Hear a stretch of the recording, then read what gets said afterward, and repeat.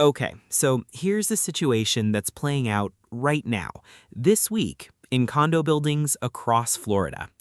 A buyer gets pre-approved for an FHA loan. Good credit, 3.5% down, everything lined up. They find a unit they love in an older high-rise near the water. And then, right before closing, their lender comes back and says, sorry, this building doesn't qualify. Not the buyer, the building.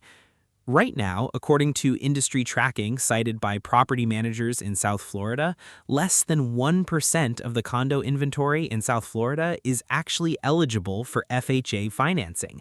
Less than 1%. And that number didn't happen by accident. Let me walk you through exactly how we got here, because it's actually a pretty simple chain of events once you see it laid out. So back on June 24th, 2021, a 12-story condo building called Champlain Tower South collapsed in Surfside, Florida. 98 people died. It's still one of the deadliest building failures in U.S. history, and it happened because of exactly what you'd expect: years of deferred maintenance, an underfunding reserve fund, and structural problems the association knew about but hadn't paid to fix. Florida lawmakers responded fast. In May 2022, they passed Senate Bill 4D, which has since been updated a few more times by SB 154 in 2023 and again in 2024 and 2025. The core idea is simple. Any condo or co-op building that's 3 stories or taller now has to go through a milestone inspection once it turns 30 years old, or 25 years old if it's near the coast. Then, every 10 years after that, they do it again. Alongside the inspection, the building also has to complete a Structural Integrity Reserve Study, or SIRS for short, every 10 years. That study looks at 9 specific things: the roof, the foundation, load-bearing walls, plumbing, electrical, waterproofing, windows, and tells the board exactly how much money needs to be sitting in reserves for each one. And here's the part that really changed everything. As of any budget adopted on or after December 31st, 2024, condo boards are no longer legally allowed to vote to skip or underfund those reserves.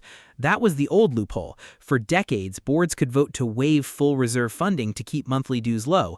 That option is gone now. If the study says you need it, you have to collect it. Makes sense from a safety standpoint, right? But here's where it starts colliding with something else entirely: how buyers actually get a mortgage. To insure a mortgage on a condo unit, HUD, the federal agency behind FHA loans, doesn't just look at the buyer. It looks at the whole building. And the building has to meet a pretty specific checklist. At least 50% of units need to be owner-occupied. No more than 15% of owners can be over 60 days late on their HOA dues. The building needs adequate insurance, and it needs to show it's got roughly 10% of its budget sitting in reserves. On top of all that, the whole approval has to be renewed with HUD every 3 years, or it just quietly expires. Now, put those two things side by side. On one hand, SB 4D is forcing older buildings to suddenly start funding reserves they'd been putting off for years, sometimes decades. On the other hand, FHA already required adequate reserves before any of this started. So a building that's scrambling to catch up on structural funding is, at the exact same time, failing the Federal Reserve test that would let FHA buyers finance a unit there. Add insurance to the mix and it gets worse. Condo associations need a master insurance policy that covers the whole building, and in Florida, that's become brutally expensive.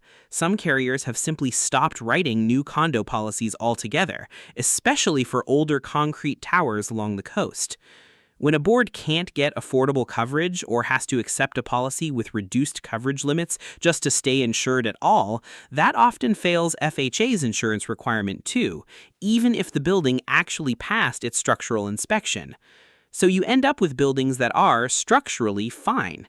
They passed the milestone inspection, but they still can't get FHA approved because the insurance and reserve math doesn't check the federal boxes. Let's talk actual figures because they tell the story better than I can. Florida's average homeowner's insurance premium in 2026 is running around $8,400 a year, roughly 3 times the national average. That's for single-family homes. Condo master policies, especially on older coastal buildings, are often worse because insurers price in age, roof condition, and construction type. On the reserve and assessment side, recent tracking shows roughly 40% of Florida condo owners have faced a special assessment in the past 3 years. And these aren't small bills. Some buildings have hit unit owners with assessments between $134,000 and $400,000 per unit to cover structural repairs and reserve catch-up. I've seen reporting on buildings in Tampa Bay and Miami-Dade where monthly HOA dues literally doubled in 2 years, from around $650 a month to $1,400 a month, just from insurance and reserve funding alone. The condo market itself is reflecting all of this. Statewide, Florida's home price index was down about 2.3% year over year as of the most recent data, but condos specifically are getting hit much harder than single-family homes. Condo inventory is sitting at around 13 months of supply statewide, compared to roughly 4.5 months for single family, meaning there's way more condo inventory than buyers right now. And in the majority of Florida's major condo markets, prices are actually falling year over year, with some older buildings down 20 to 30% from where they were a couple years ago. Meanwhile, FHA loan limits for 2026 sit at $498,257 in most Florida counties and up to $621,000 in higher cost counties like Miami-Dade, Broward, and Palm Beach. So the buyers this program is designed for, first-time buyers using a low down payment, are exactly the ones getting squeezed out of a huge chunk of the condo market. Let's break down what this means for real people, because it's not just a financing footnote. For sellers in these older buildings, the buyer pool shrinks fast. If a unit can't get FHA financing, you've just cut out a huge share of first-time buyers. HUD's own data shows more than 8 in 10 FHA borrowers nationally are first-timers. That leaves cash buyers and conventional financing, which usually means fewer offers and lower prices.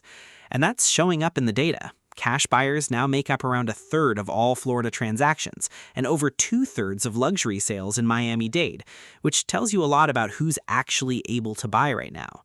For existing owners, a lot of them older on fixed incomes who bought into these buildings decades ago, the special assessments are forcing hard decisions. Some are choosing to sell rather than pay a six-figure bill for a new roof or structural repairs. But because their building isn't FHA eligible, they're also selling into a smaller pool of buyers, which often means taking a lower price than they'd hoped for. There is one workaround worth mentioning, something called single unit approval, sometimes called spot approval. It lets a lender get just one individual unit approved for FHA financing, even if the whole building isn't on HUD's approved list. It's been around since 2019, and it does help some buyers get through. But it has its own restrictions. The building needs at least 5 units, it can't be too new or under construction, and it still has to meet most of the same underlying standards. It's a narrow door, not an open one. As of today, the milestone inspection deadlines are no longer some future date on a calendar. They're active. Buildings that hit 30 years old before mid-2022 already had to complete their first inspection. The reserve funding rules are already in effect, and HUD hasn't changed its condo approval standards to make room for any of it. There is a little bit of good news on the insurance side. A handful of carriers have actually started cutting rates in 2026. Citizens Property Insurance filed for a rate decrease this year, and several private insurers followed with their own cuts thanks to legal reforms that cut down on lawsuits driving up costs. That's helping some single-family homeowners, but condo associations, especially older high-rises, are still dealing with the compounding effect of inspections, reserves, and insurance all landing at once, and that part hasn't really eased up yet. So right now, buyers who need FHA financing are being told more than ever to check a building's FHA approval status on HUD's website before they even schedule a showing, not after they fall in love with a unit, before. Here's the thing that's easy to miss in all of this. Nobody sat down in 2022 and decided to lock first-time buyers out of Florida condos. That was never the goal. The goal was to stop another Surfside from happening. And on that front, the law is doing exactly what it's supposed to do, forcing buildings to actually fund the repairs they'd been avoiding for years. But 4 years later, that same law is quietly reshaping who can afford to buy into these buildings at all. The safety fix and the financing squeeze turned out to be the same story, just told from two different angles. And that's why homeowners, sellers, and first-time buyers across Florida are all watching this so closely right now, because the rules that were written to protect people are also, at the same time, deciding who gets left out of the market entirely.